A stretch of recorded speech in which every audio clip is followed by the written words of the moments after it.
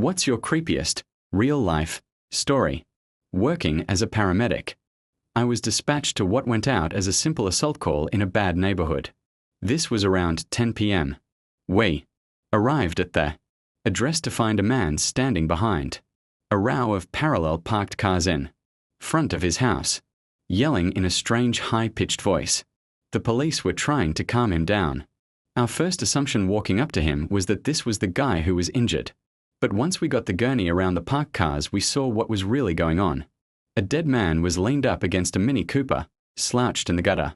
I'll never forget coming around the car to find him.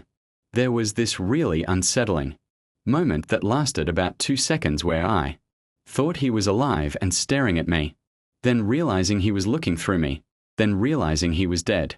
He was shirtless and had been stabbed multiple times. And these were brutal wounds. Most stabbings I'd seen up till that point seemed to be simple penetrations. But this guy's chest and abdomen had been torn to shreds. It was nasty. The guy standing on the curb was yelling in that weird warbly voice, crying, asking if his roommate would be okay.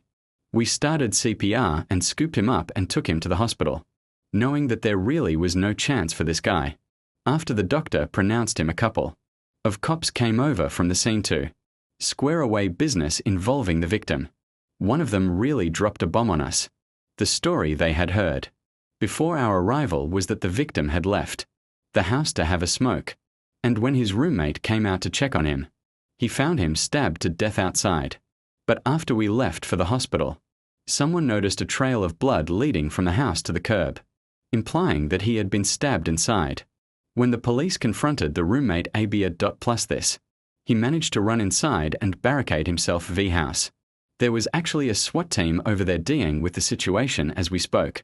So anyway, the person who had most likely brutally murdered our patient that night had been standing there right behind me for most of the call. Pretty creepy.